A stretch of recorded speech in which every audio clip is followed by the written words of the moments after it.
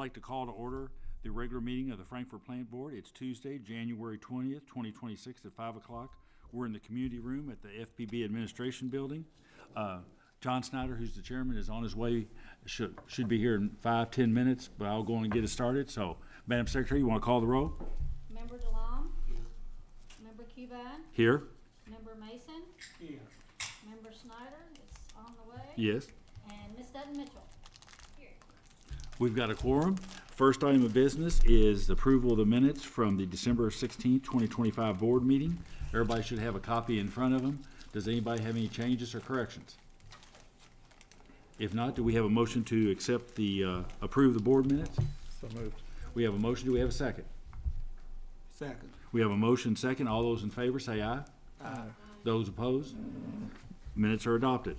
Financials, David, we'll start with, why don't we do the financial statements first, and then hopefully John will be here by the time we get to the audit. So if you want to start with the financial statements for the month ending December 31, Sounds good. okay? Good evening, everyone. We are officially halfway through the fiscal year 26. So we start our fiscal year June 1, and financials before you tonight are through December 31st, 2025. I had planned to go the audit, then this, because I'm going to be very brief. So looking at our financial statements start on page 13. We've had the similar conversation. One of the big things that the company is going through right now is a huge investment in capital infrastructure. That's all updating our infrastructure, electric, water, telecommunications equipment, all kinds of different things to keep our system functioning and improving. So the biggest thing the company's going through, looking at 13, line 45, you can see year over year, the company has invested, net of depreciation, $9.4 million. And when you look at the financial statements, you look at the amount of cash that the company has generated over the last 6 months. We've put 95% of that capital back into capital property, plant, and equipment. So every dollar that the taxpayers, or I should say the ratepayers, pay to us, we use that to pay our operating expenses. We pay any long-term principal on long-term debt, then we have capital investment, and then that's left as cash reserves. And so the biggest part of this right now is putting most of that back into capital infrastructure investment. Looking at the actual financial performance for the plant board through the first 6 months on page 18, you'll notice, looking at the third and fourth column there of our statement of revenues, expenses, and change in that position, you'll notice that we're hitting our budget targets for the year, meaning we are either at or above revenue projections or at or below expense projections. Looking year over year, we're about even, break even, or flat when it looks at like operating revenue. And then you look at our expenses for the year, operating and general and admin, up about 6%, led by an increase in power cost and also health insurance. So those two leading factors contributing to that 6% increase in operating and general and admin expenses. But overall, we are about where we thought we'd be through 6 months. That's pretty much a really quick summary, Mr. Okay. Cuban, where we are. I'd be happy to answer any questions through the financials through December. Does anybody have any questions for David? Okay, do we have a motion to accept the financial statements for the month ending December 31, 2025? So moved. We have a motion. Do we have a second? Second. We have a motion second. All those in favor say aye. Aye. Those opposed? Financials are accepted. Item 2.1, consider accepting clean, unmodified audit report prepared by Blue & Company for fiscal year June 30, 2025, as required by KRS 96.185. Mr. Denton. Yes. And I notice we got Alan on the screen there. We did. The Frankfurt Plant Board Board of Directors acts as the audit committee for the Frankfurt Plant Board. And as the agenda item stated, we are required by statute to have an annual audit, financial statement audit. The Board of Directors did retain Blue & Company for this fiscal year. We have with us, as you mentioned, Alan Norvell, principal partner with Blue & Company, here to give us a summary for you, a presentation of both the financial statement audit and the single audit. But go ahead and Alan, turn it over to you. And I would like to say before you start, Alan, I guess I've had the pleasure of working with Alan maybe 20 years since I was in the state auditor's office. And it's always, I know this is the end of the cycle on the engagement. And I just wanted to express, and I think the board feels the same way, your reputation and your work you know, you're very well respected, and I know we all appreciate the hard work you've done. So, Thank you, John, for those kind words, and I hope everyone can hear me. And David, am I coming through? We can hear you, Alan. It's a little quiet on our side. We'll see if we can't turn up the volume in here, but otherwise we can hear you. Okay, very good.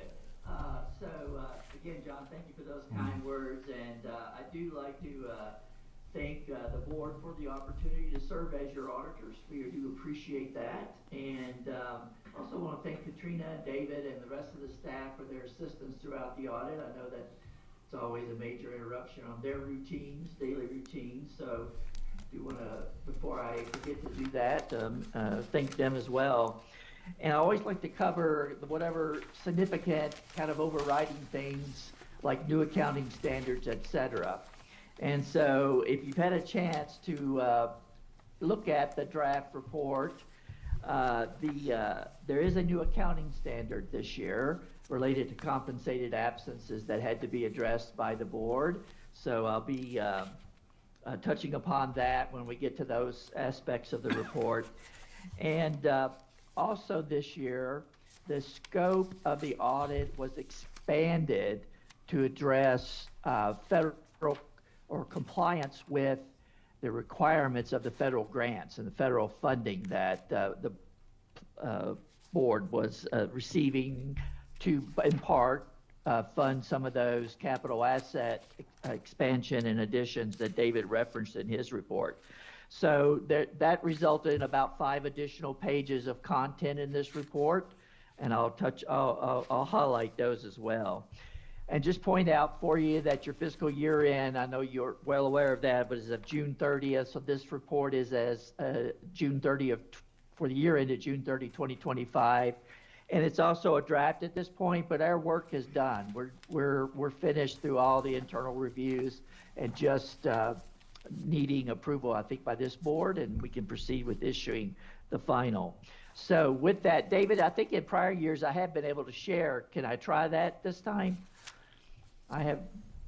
Would that be a possibility? Yep, you should be able to share screen and we'll see it on our side. Okay, let's see if I can do this. I'm sending the request, so I guess someone on that end will have to let me do that.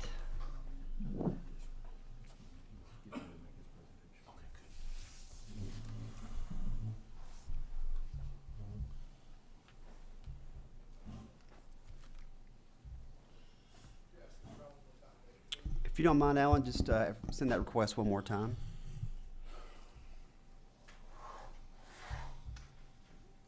Will do.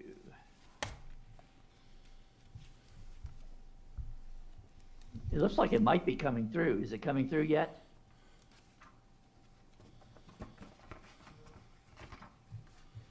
Okay, I think we're good. Okay. So, again, June 30 of 2025 is the year end. It is a draft, as we've got marked here. So on page 3 of the PDF, just a couple of things I got highlighted there. First of all, the key takeaways, second paragraph.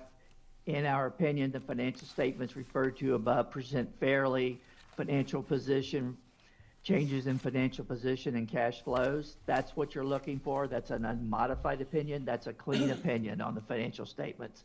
So the biggest takeaway from the report there in that second paragraph. I mentioned a new accounting principle. When that's the case, if it has a material effect, which it did in this case on the financials, we have to highlight that in the auditor's opinion, and that's what the second paragraph that I have highlighted on this page. And I'll blow this up just a little. That might help see it on your end. The second page wasn't really anything out of the ordinary that in the opinion. I do want to highlight a couple of things on page 3 following along. First off, there is comparative information for 2024. That's on a summarized presentation, so we just have to indicate that it is summarized and not the complete financial statements from 2024. That's what the yellow highlights at the top of the screen. The next section on the required supplementary information, just to remind everybody what's considered required supplementary information. That's the management's discussion and analysis. And then there'll be some pension and some other post-employment benefit schedules, which I will highlight, or OPEB. That's again pension related. So that information is required supplemental information. The key takeaway here is that under the audit standards, the auditor is not required to audit that, just to perform limited procedures. So that's the real takeaway from this paragraph. And then under supplementary information, this addresses the budget to actual schedules that have historically been included in these financials, as well as the schedule of expenditures of federal awards. That's new content that I referenced earlier, and I'll talk more about that when we get to that. But that information actually is required to be audited, which is what this bottom highlighted sentence says, and it's fairly stated in relation to the financial statements taken as a whole. And again, that's what you're looking for there related to that supplementary information. So there's a lot there. I just usually like to cover that, and the pace will pick up after this. So, but usually I wanted to cover a couple of things there. Management's discussion and analysis is the next, right after our opinion.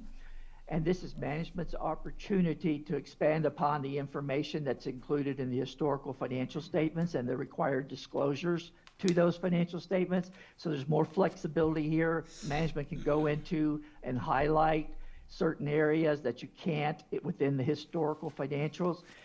What our responsibility as auditors, as I mentioned, this is unaudited. We're just required to read through that information and make sure it's consistent with the audited information, that there isn't any inconsistencies there in that information. So that starts on page 5. There's a financial analysis on page 6 and 7. Then there's required sections regarding budget, performance, capital assets, and the activity that David referenced there, long-term debt, and then some other currently known facts and operating activities. And that he's presented this in terms of the electric division, the water division, and telecommunications. And so all of that again makes up the MD&A, and that comes to a conclusion on page 11. And then we return to the audited information beginning on page 12, which is the statement of net position. And so these again are June 30, 2025 numbers with numbers from 2024, and you'll see they're marked restated.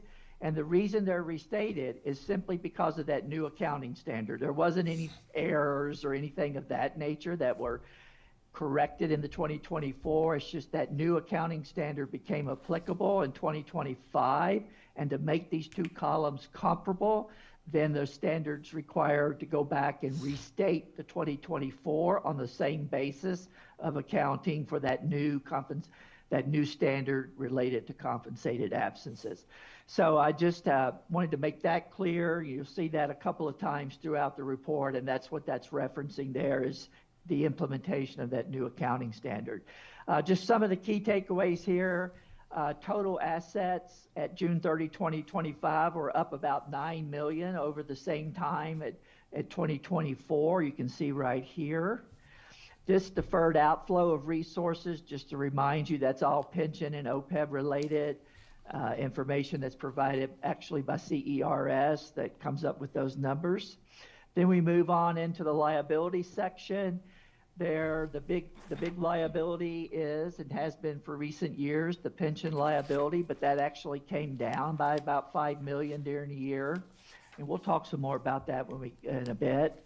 As a result, the total liabilities are down about $5 million, and there's the deferred inflows of resources, which again are pension and OPEB related. So the total liabilities and deferred inflows are down about $7 million over last year. So for external financial reporting purposes, with your assets up about $9 million, your liabilities down about $9 million. As a result, the net position, the difference between assets and liabilities, is up about $14 million, or more than 10% year over year. And you can see that right there at the bottom of page 12. And then moving on to page 13, which is the statement of revenues and expenses. Total operating revenues almost spot on between years, 106 million both years. Operating expenses for external financial reporting purposes were down about 1.2 million. So as a result, income from operations are up almost $1 million year over year for external financial reporting purposes. Non-operating revenues, which are mostly the difference between interest revenue and interest expense, net about 1.6 million, very comparable both years. And then the capital contributions, which is where the federal dollars that flowed in related to projects, as well as some other capital contributions that historically have been reported there, that increased the total change in that position, or made that total change of 14 million that we mentioned earlier, from 133 to 147. And then moving on to the cash flow statements, net cash provided by operating activities is always, in my mind, a key number for these presentations. Operating activities generated 14 million in 2025 compared to almost 13 million a year earlier, about a $1 million increase. Net cash used by capital and related finance, almost spot on, 16 million both years. Same thing for non-capital financing activities, about 400,000 compared to 500,000 a year earlier, not a big change there. And then there was some liquidation of investments that resulted in about $4 million of cash flow from investments. And as a result, that there was a net change in cash during the year of an increase of 2.4 million, beginning the year with 5.7 and ending the year with 8.1. And now we'll move on into the notes to the financial statements. And the first note is the accounting policy. There wasn't really anything I had highlighted there, so we can move forward through several pages. The first page I had any highlights that I wanted to bring to your attention is on page 22 or page 24 of the PDF. And this is the disclosure regarding that new accounting standard, that change in accounting principles related to compensated absences. And what's required to be presented in this note is the effect that that standard had all the way back to June 30, 2023. I mentioned that the 2024 numbers in this report had to be restated, which meant we actually had to go all the way back to 6/30/23 and restate the beginning balance for compensated absences. And so that's what this top section does. It's the effect at 7/1/2023 or at 6/30/2023. And then the tables below that carry over to the next page summarize the impacts of that standard on last year's statements and the restatement there. And the key takeaway under compensated absences, what changed there this year, is that sick leave wasn't always met the requirements to be accrued. And under the new standard, those rules have changed. And so there are more instances in which sick leave has to be accrued as a liability and incorporated in the compensated absences. And it's a lot more complex than that, but it also interplays with the pension and how that can be used possibly to buy credits against pension and things of that nature that go into that calculation. So a lot of work with Katrina and Daniel on our team to go crunch through those numbers and come up with the effects back all the way again to 2023. But this is where that's disclosed here in note 3. So moving on and trying to pick up the pace again, note 4 is the investment and deposit disclosures.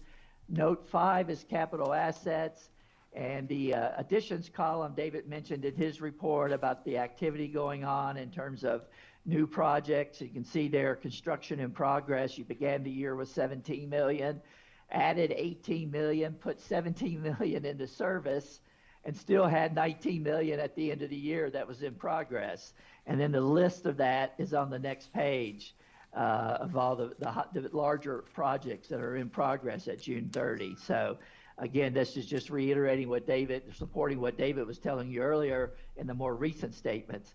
The long-term debt disclosures mostly is the full service network loan, but also there's some activity on the next band loan that's beginning to show up in this table. So you can see there, next band showed an increase of 63,000 and had a balance of 63,000 at the end of June.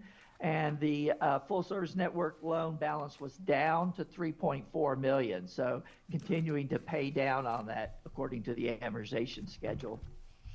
Moving on, note 7, the risk management. This is primarily the self-insured health plan and the disclosures that are required around the activity in your self-insured health plan. Then we get to note 8. And note 8 is the CERS, the pension, and the OPEB. And it actually goes on for many, many pages. You've gotten quite used to it by now. It's been in your statements for several years. And again, some of the key takeaways here, there's not a lot that your management team or you as a board really have in terms of say over this, right? It's the legislature sets many of the benefits and the contribution requirements. The board of KPPA sets a lot of the investment assumptions, manages the investments, sets the actuarial assumptions, hires the actuaries, and guides them through the calculations. So all this information is required to be disclosed in your financials, but you don't have a whole lot of control over it other than to make your required contributions. But it does go on for several pages. And again, it's nothing that was really new in there this year, just updated for current year actuarial reports that are provided to the board from KPPA. So all those numbers just come from their actuaries, and you have to work those into your financials. Leases was a new disclosure a couple of years ago. You're getting probably kind of used to it now, but that's in note 10. Subscription-based information technology arrangements was even a bit newer than leases, but very similar, related to any IT type contracts. Those now are recorded as assets and liabilities, and that's what this note gets to. Note 12 is the compensated absences. You've had this note in prior years, and this note has been restated again to reflect the new opening balance under the new rules, this $2 million, but it's up substantially from what it was a year ago, about $1 million. And that's what's disclosed back in that note 3. If you go back and look, you'll see where the liability basically doubled from about $1 million last year to about $2 million this year. So that was the dollar effect of that new accounting standard. Nothing really new from the standpoint of a real liability. It's just it now has to be reflected as such on the financials. But this note has been updated to reflect the new balances under the new accounting rules for compensated absences. And that's it as far as notes. We get into those schedules on pension and OPEB that I referenced earlier that are not audited. That's pages 40, 41, and all the way through page 47. So all of this is unaudited information it's just additional historical context related to your participation in CERS, how much you've had to contribute, what your share of the liabilities have been over the years. Then we get to the supplementary information, which I mentioned is audited. And the first is the combining statement of net position, and I'll blow this up, but this has 3 columns, electric and water's combined into one. Telecom communications has its own column, and then this total agrees back to the statement of net position that we looked at earlier. And the page after that is a budget to actual on revenues and expenses. And this middle column again ties back to the statement, this year's statement of revenues and expenses and activities that we just went through a couple of minutes ago. Behind that then is a combining statement of revenues and expenses, and in this statement there's 4 columns, so electric and water are split out into their own columns. So you have electric, water, telecommunications, and again this total column ties back to the statement of revenues and expenses that we went through just a minute ago, and then there's a budget to actual on the actual operating schedules, and that ties back to the statement of revenues and expenses. Then we get into the compliance section. We're almost done with the report here, but this is the government auditing standards, which are not new to the board. You've been subject to those standards for many years. And the key takeaway here is the very bottom of this page, we did not identify any deficiencies in internal control that we consider to be material weaknesses. That's what you're looking for there. And then the top of the next page is compliance. The results of our test disclose no instances of non-compliance that are required to be reported. So that's what you're looking for there. So this is over the financial statements that we just have been through. This is not the start of the new content. The new content is the next page. This is all new. This is driven by your federal grants. And what triggers this is the level of expenditures of your federal grants. And for FY25, if the organization expended more than $750,000 in federal funds, it was subject to this additional layer of audit. So that was the case for the plant board in FY25. So the key takeaway here, first of all, I have highlighted is, in our opinion, the board complied in all material respects with the compliance requirements related to its major federal programs. Again, that's a clean opinion on compliance. That's what you're looking for there. So we had to do more testing over that compliance this year because of your level of expenditures. And we came to the conclusion that you were in compliance in all material respects with those requirements. We also have to report on internal control over compliance, which again is just the federal compliance. And the key takeaway there is on the next page, we did not identify any deficiency in internal control over compliance that we consider to be material weaknesses. Again, we're just talking specifically the federal grant, federal expenditures on this page. So that's new content. And then this is the schedule of expenditure of federal awards. And this is also a new schedule this year. And it gives the total expenditures of federal funds during the year were $1.7 million, and then it breaks it out by various grants. And this assistance listing number is what the federal government issues to help guide your organization where to find the compliance requirements, tells the auditor where to go and find those requirements and what procedures we should perform over them. And then the schedule of findings just mentions all of the things that I just went through, that you have an unmodified opinion on the financials, no findings related to compliance or internal control.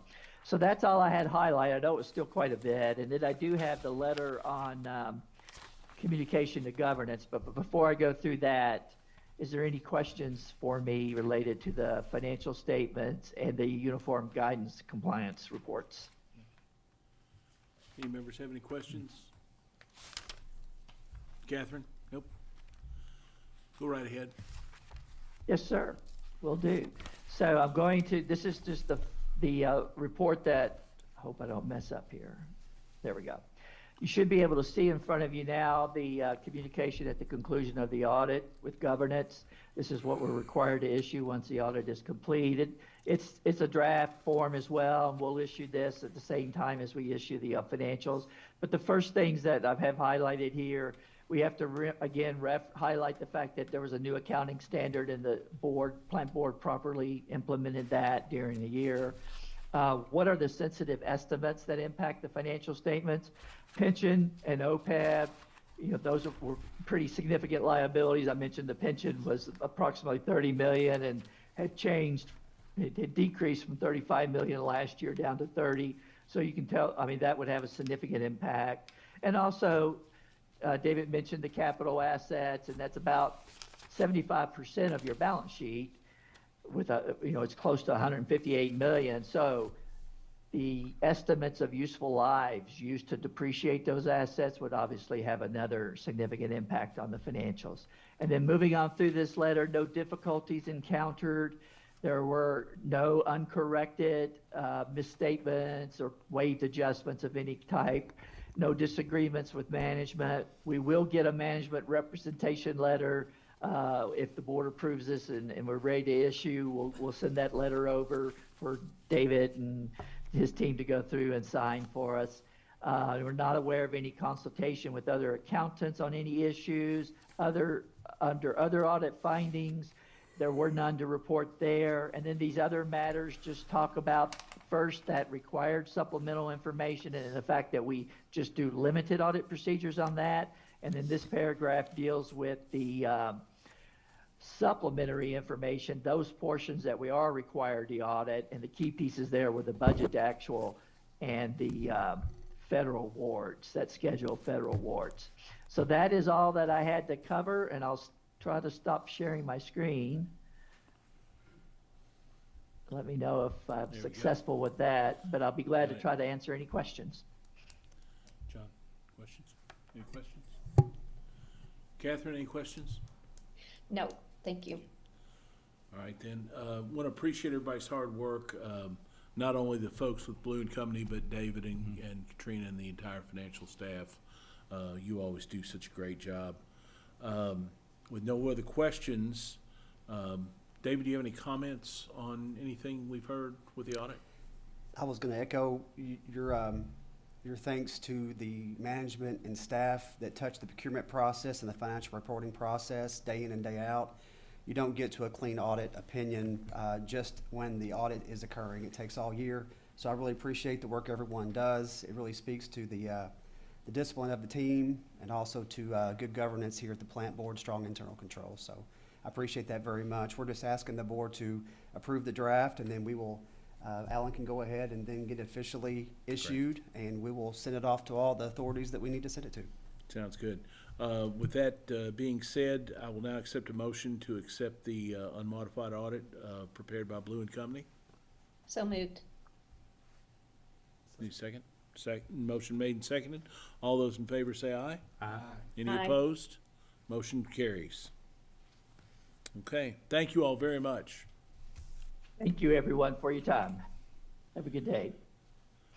Next item up on the agenda, consider approving, and I want to tell everybody, I apologize, I got away a little late from the General Assembly today, so appreciate your all's tolerance, and I'm sure John used his muscle memory to start the meeting and take care of everything.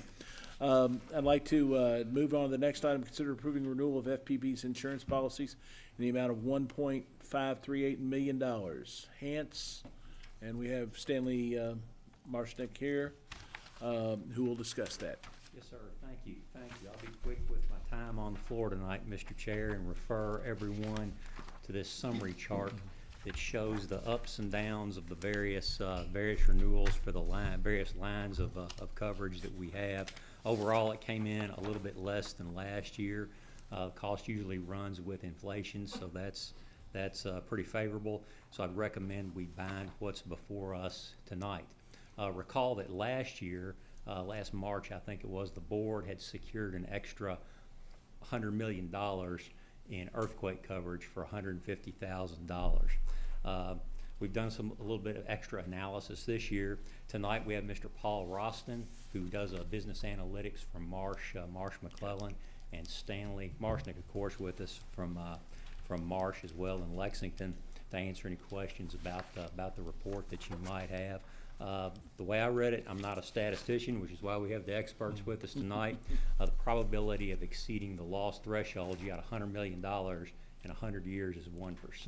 So the board can consider that information, and come back later. You know, if you want it, you can come back in March like we did last year. Right. Whatever the board's pleasure is. So thanks very much. Does anyone have any questions of any of the folks that are here today? So is the motion, or is what we've got in front of us would be the policies, including the renewal of the earthquake? Yes, sir, for the $100 million. For the 100 And so the only action we'd be looking at, Would be going above that. if we wanted to go above it, but as you said, we're looking at a 1% probability in 100 years? If I read that correct, I'll turn that over to Mr. Roston to clarify if my understanding is correct or not. But the board can consider, you know, you don't have to, don't action tonight. You can renew what we have, and then you can come back, consider that report, come back in March. And add more. And add more if you're If you chose to. Okay. depending on what everybody's comfort level is, so. The earthquake insurance.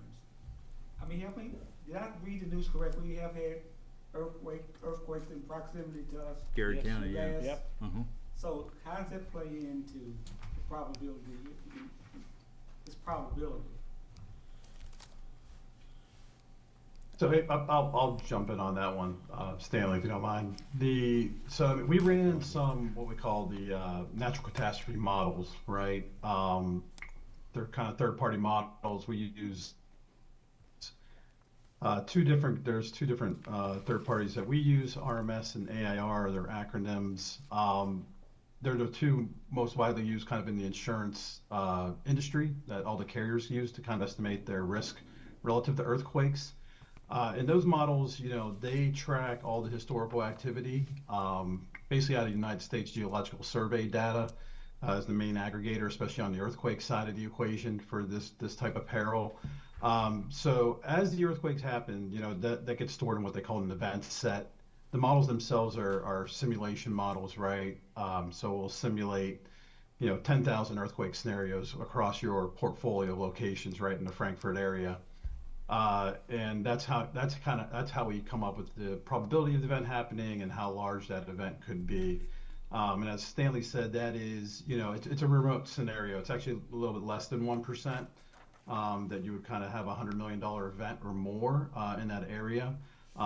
It's just the Frankfurt area in general is kind of low risk for the quake risk. Obviously, when you get closer more to the New Madrid Fault, which is kind of in the, for Kentucky, that would be kind of like in your southwest corner of the state. It's definitely a much higher risk there for sure. But and these are models, right? They're assumption driven off historical data. It will look at the locations, the type of soil you're on, based on, we can look up the address and understand the geolocations, GPS latitudes and longitudes of each location, and understand kind of the type of soil that it's on, the probability of liquefaction, which is like having an earthquake and having the soil basically turn into mush, right, and liquefies as the word kind of implies, and then also kind of like landslide potential too. So it's an assumption-driven model. Like Stanley's saying, less than 1% chance of kind of getting above 100 million. The only thing I would say from an insurance point of view, you do have concentration risk, right? Meaning they have a lot of locations, substations, water treatment plants, kind of all in the same area. So that's definitely another point to kind of consider. That is being considered by the model itself, and like we said, it's modeling out low, but just something to keep in mind with relative to this risk. So I hope that. Did you say the concentration of our assets was considered by the model? Yes, yeah. We put in all the locations. They all come out as a dot on the map there, yeah. So Jonathan, as I understand it, to make sure I understand, the probability of 1% is not a 1% probability of having an earthquake in 100 years. It's the probability of having an earthquake and 100 million not covered it, correct? Yes, hitting that level. Yeah. Right. And that's an annual probability. We kind of talk these 1 in 100, 1 in 500 year type scenarios, but that's an annual probability. Yeah. It's just the easiest way to kind of convey it. Anyone else? Any other questions? Thank you all. I will accept a motion to approve the renewal of FPB's insurance policies at the levels of last year. Entertain that motion. I'll move that we accept the recommendation as presented. Second? Second. Motion made and seconded. Any more discussion? Not all those in favor say aye. Aye. Aye. Any opposed? Motion carries. Thank you, gentlemen. Thanks, Stanley. Appreciate it. Thank you. Good to be with you. Thank you. On to the, any public comments, Kathy? No, sir. Okay. On to departmental reports. Who's got it this month? Travis. Good evening, everyone. We can start it off with Kathy, if you're ready. Public information.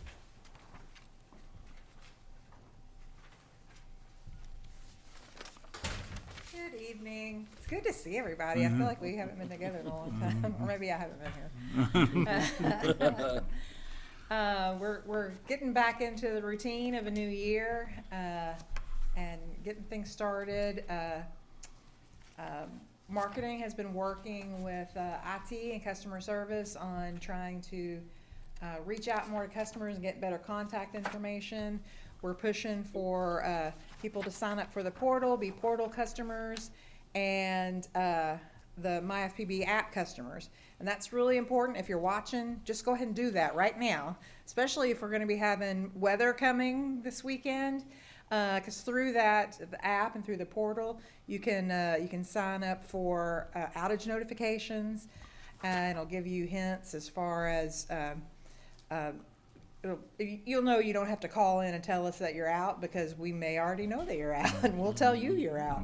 So, and just stay abreast of things that are happening, updates on fpb.cc, our website. There's a live outage map, and also on our social media, we'll be doing updates. If we have large outages, we can keep you apprised of what's going on and give you an idea of what we're doing about it. So we appreciate everybody, again, as we're preparing for maybe some possible, bad weather this weekend.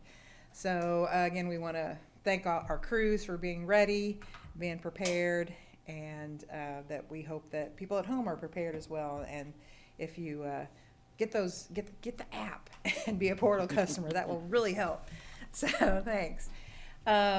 Cable 10 has been really busy. Basketball season has started, and so they're in the throes of that.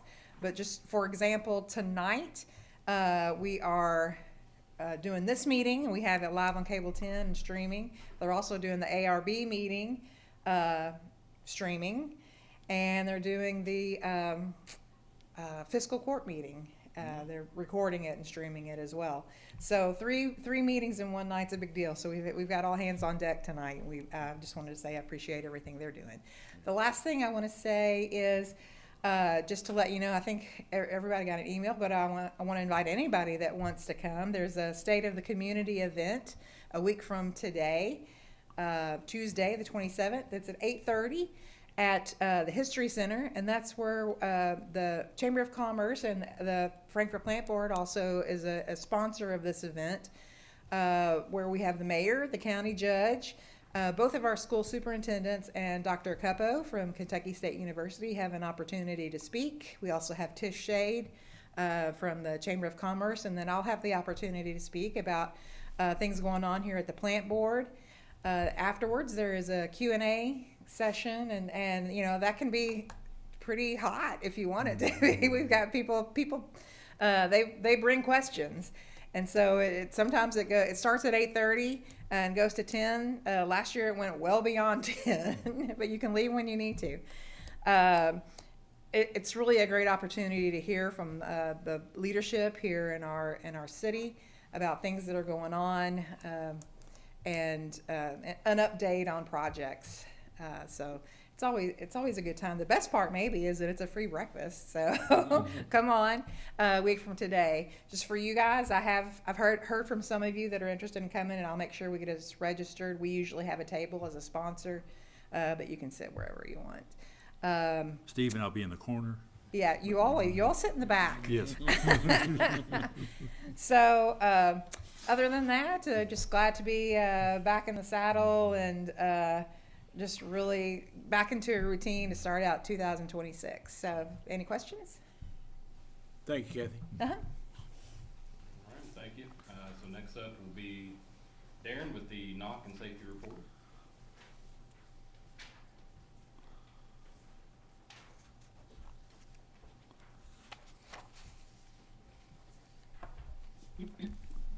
Good evening.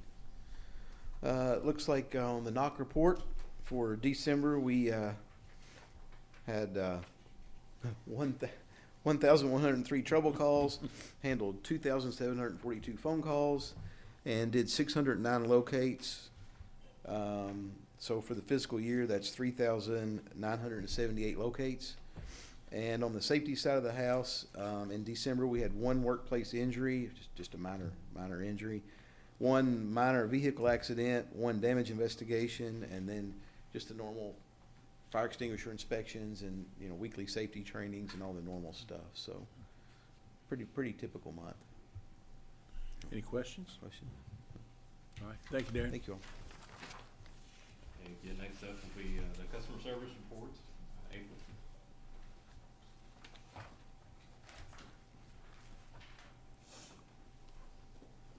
Good evening. You can find the customer service reports on page 177 to 181. There on page 177, you'll see the customer service overview for the month of December. We assisted about 7,100 customers in the month of December. 4,200 of those were calls, about 1,400 customers in the office, and then about 1,400 through our drive-through. Our wait times, we were at about a minute, tier 1, slightly under a minute, tier 2, and then 2 minutes and 44 seconds for tier 3. But then when you remove those 4 peak days, which are the day before non-pays, the day of non-pays, we were at about 30 seconds for tier 1 and tier 2, and then a minute for tier 3. So pretty good on our wait times this month. There were 600 kiosk transactions. And again, that's a total of about 7,100 transactions for the month. The thing I'm most excited for, and I missed my opportunity to put a whole sheet of paper in our reports for the 3.5 Google rating that we've received finally in the month of December. So there at about 4:30 on December 30th, we were wrapping everything up. I got an email from Google that we had a new 5-star Google review, and that's the one that actually moved us right over that 3.5 mark. So I went running out in the lobby, dancing and screaming. Nobody watched the video because I can't dance, just so you all know, just to let everyone know that we had finally made it to that 3.5 mark. So that took us about a year and 3 months. We were at 3.0 in August of 2024, but we started this whole process back in May of 23 at a 1.6 Google rating. So pretty proud of that 3.5. It's hard to move up 2 points. It's going to probably take us a little bit longer to make it to that 4.0, but that's what we're striving for next. But if y'all have any questions, I'll be happy to answer them. Any questions? All right, thank you, April. Appreciate it. Kathy wants to come back. I thought she was waving at me. No, I totally forgot something, and I meant to say it because David and crew have been working the last 48 hours to redo all the wiring in this room. We had some water damage back in the control room, so some equipment had to be replaced, which meant tearing all of this stuff up. So I just want to thank him for putting in some extra time to make sure that got done before tonight. So thank you, David. Thank you. Next up, Adam with the telecom reports.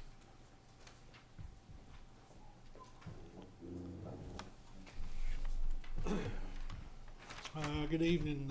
Report starts on page 183 with the customer numbers. It looks like we have hit the 50% mark, so that's good news. We had 1 outages for the month of December, which was a power supply issue. The trouble call, I guess our new average is going to be about 250. It's what it's trending towards, and still most of those is customer education and Wi-Fi issues inside the house. You know, just trying to educate them on what their device can do versus what they're buying. So really no update. We're still moving in northern Franklin County area on that part of the grant, but everything else is complete. We're trying to get some equipment turned on. The Oynton Road area is equipment's installed, everything's running. We will probably release that probably next week, make it through this little bit of weather. So that area will be opened up, and then we have some active equipment to place in Ball Knob. Hopefully we can get that done in the next couple of weeks, and that area is ready to go too. So that's the report tonight. Adam, remind me, we have completely completed our overbuild on the existing in the city, correct? Yes, other than a part of Oynton Road, which is a part of the overbuild. Oh, that was part of the overbuild as well. We have to, so we put a piece of active equipment out there that'll serve the overbuild and the grants. Okay. So I'm waiting on that. Like I said, we got it running. It's been cooking for the last couple of weeks before Christmas, just with the holidays and just giving it some extra time. Existing area. But yeah, that's part of the existing area. We might have 1 or 2 underground areas. Probably the biggest thing is everything's built. We're still working with apartment owners to get entry into the apartment complexes, which is a little unique because we're basically rewiring them. So, but yeah. Any other questions? All right, thank you. No, thank you. Thank you, Adam. Next up, Scott with the electric report.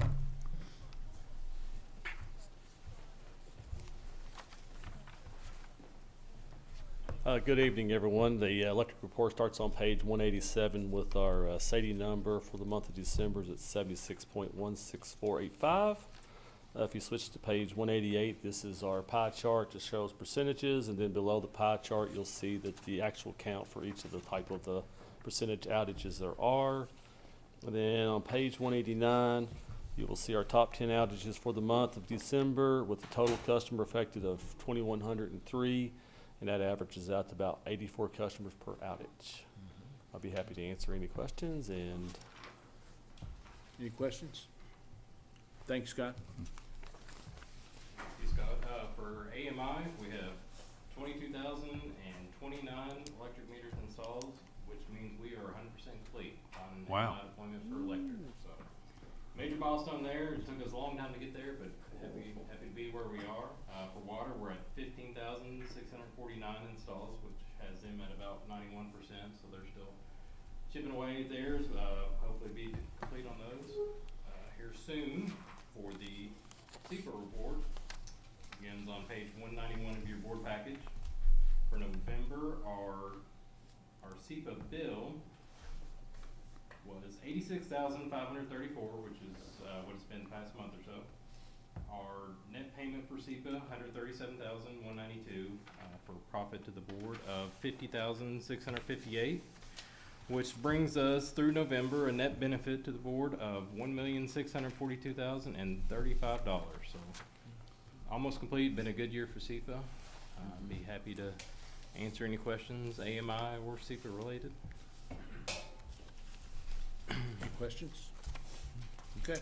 If- Thank you. Yep, if not, KYMEA, the next regular meeting is Thursday. Gary, is there anything else we need to update? No, I really don't have if you have any questions, I'm happy to, sure. Okay, thank you. Next The up, less said about that, the better. next up, Bruce, for the water distribution report. Good evening, everybody. Starting on page 195 in the board packet, continuing on to page 197, you'll see that month of December, we did not have any new water services installed. We did have 3 water main breaks, one outage to go with those main breaks. I will say that outage was Christmas morning. Crew come in, knocked it out. Water was off from about 3 a.m. to 5 a.m. Probably most people really didn't even know the water was off besides it did put them on a full water with the outage. So crew knocked that out of the park quickly. And then regular work's been basic. Large projects, we're making good headway on that. We had about 1,700 foot of 12-inch pipe installed, predominantly 12-inch pipe installed, 6 hydrants and 10 valves. The crews are about wrapping up paddocks, so it's going really well. Also, another large project over Kearney Storage, got that wrapped up last week. And as we get those wrapped up, there's more to do. So crews are doing a good job getting all the scheduled work knocked out. Plus, we've had a few random water main breaks. Had a couple last week, Thursday and Friday. Had one come in today right before quitting time, and the crews actually just about have it knocked out as well. So everything's going well. Anybody have any questions?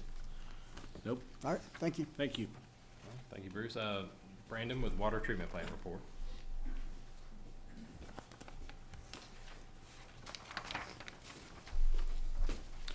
Good evening, everyone. For the month of December, the water treatment plant treated 267,926,000 gallons of water for an average of 8.6 million gallons per day. For the year, the water treatment plant treated 3,124,382,000 gallons of water for a daily average of 8.56 million gallons per day, with the highest production day being 12,304,000 on April the 8th. Lock 4 averaged 4,651 cubic feet per second for an average of 3 billion gallons a day. Any questions? Thank you. Thank you. If there's no more questions, Mr. Chairman, that completes the department reports. Excellent. Okay, on to the action items. Item 6.1, consider appointing Dawn Hale to the FPB's Ethics Committee. Hans? Yes, sir, thank you. I was able to make contact with Ms. Hale. She said that she would be happy to help us. She has a great deal of municipal ethics experience, both with the city and, of course, with the plant board. So I'd ask the board move to appoint Dawn Hale to the Ethics Committee with a term starting 1/1/26 to 12/31/28. The policy notes all terms start January 1. So I mean, I think she actually used to chair the city ethics, didn't she? yes, sir. I believe so, yeah. Believe you're correct. Yeah. Believe you're And correct. she, as well, she was instrumental in drafting our ethics policy as well. Yeah. Yes, So sir. That's correct. I think she'd be a great addition. Does anyone else have any comments? I move that we, do I approve or nominate or Yeah, recommend? go ahead. Whatever the verb is. With her, yes, I sir. I use that verb for Dawn Hale to be on the Ethics Committee. Motion sir. made to appoint Dawn Hale for the FPB Ethics Commission. Do I have a second? Second. Second. Any more discussion? If not, all those in favor say aye. Aye. Any opposed? Motion carries. Glad to have her on board. Thank you all. Item 6.2, consider an agreement with White House Concrete Construction for $11,860 to construct a concrete pad for the Leestown Road Pump Station. Sharmista. Good evening.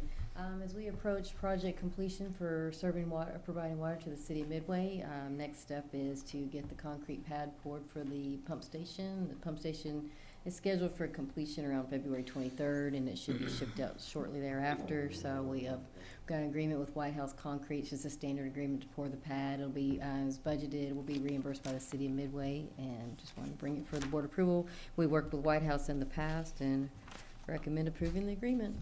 My favorite kind of expense, an expense that gets reimbursed. Any other questions? Not, I'll accept a motion. Motion made and seconded. Any further discussion?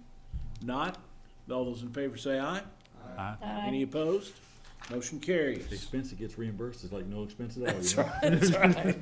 Item 6.3, consider award of bid invitation 1838, three-phase independent pole operator recloser to Deco in the amount of $103,420. Scott Hudson. Yes, sir. Thank you all. Staff prepared a bid invitation for three-phase independent pole-operated reclosures.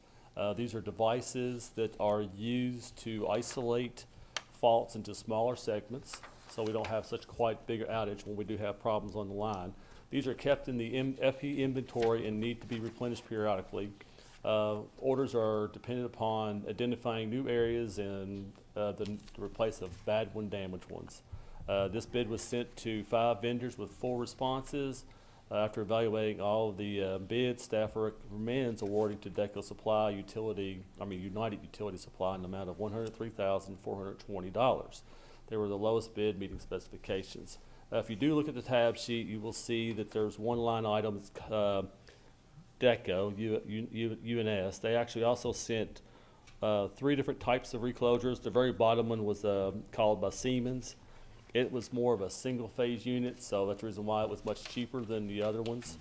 So that kind of ruled that one out. And then if you look on the line where it says Brownstown, line 2, right, you will see that there's a 9,570 item, and that was actually just for the controller for a reclosure. So they did not bid the whole thing. So I'll be happy to answer any more questions on that. And we've used Deco before, and we have been using Deco for quite a few other things. You know, we've never yet got to use the same vendor. I mean, the reclosure itself is a unit that all the vendors can bid. It's not solely relied to one vendor. Several vendors have the opportunity to bid that reclosure. So, and we do have those type of reclosures in our system, and we're very happy with them. Okay. Any other questions?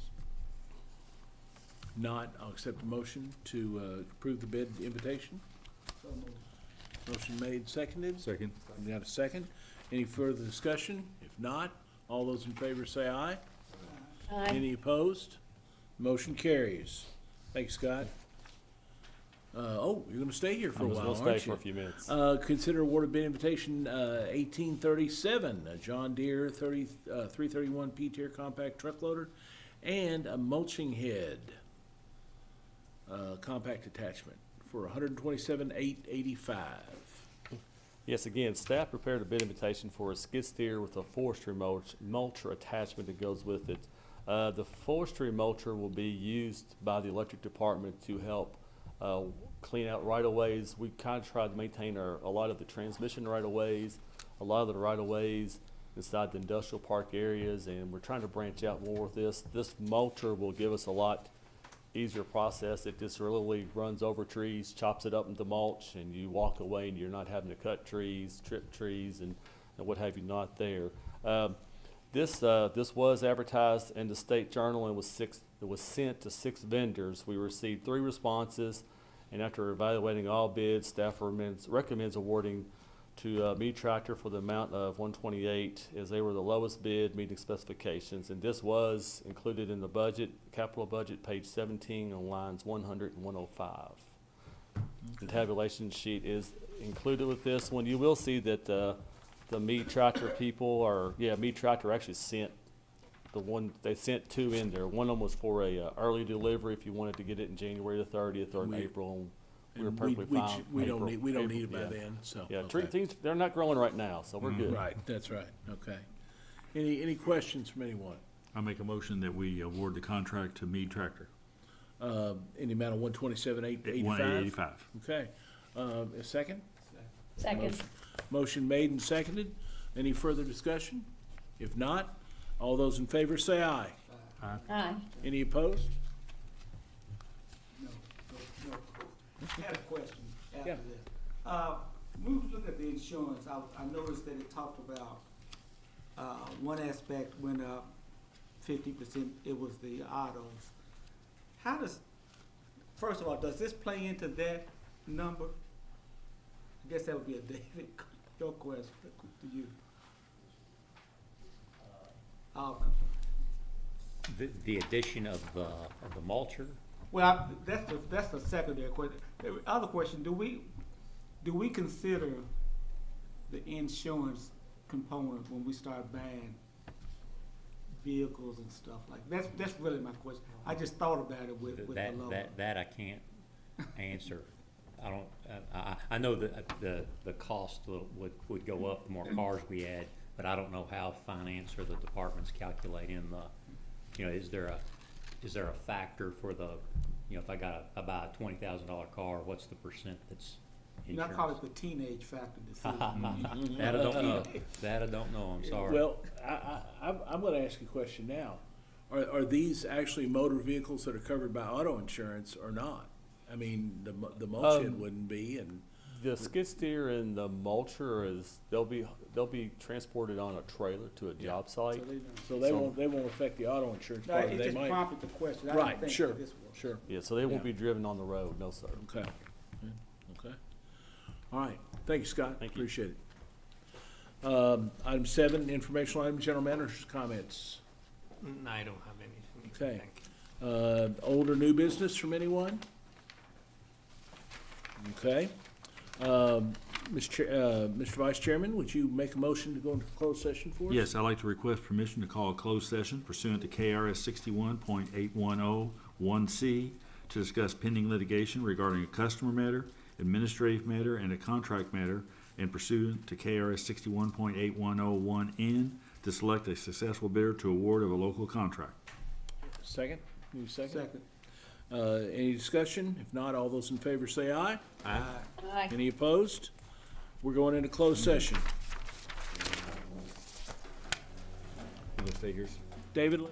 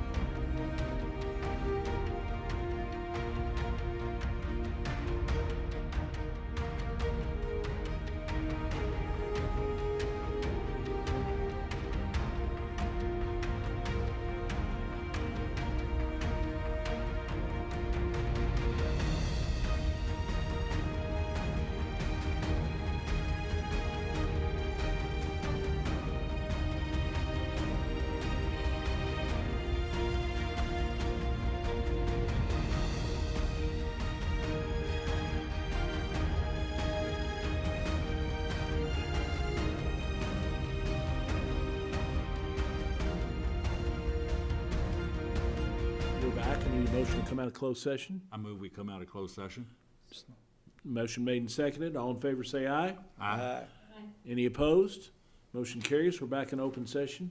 Mr. Cubine, did we take any action needed requiring board approval outside of the closed Mr. session? Chairman, no action was taken. We don't need any action for board approval.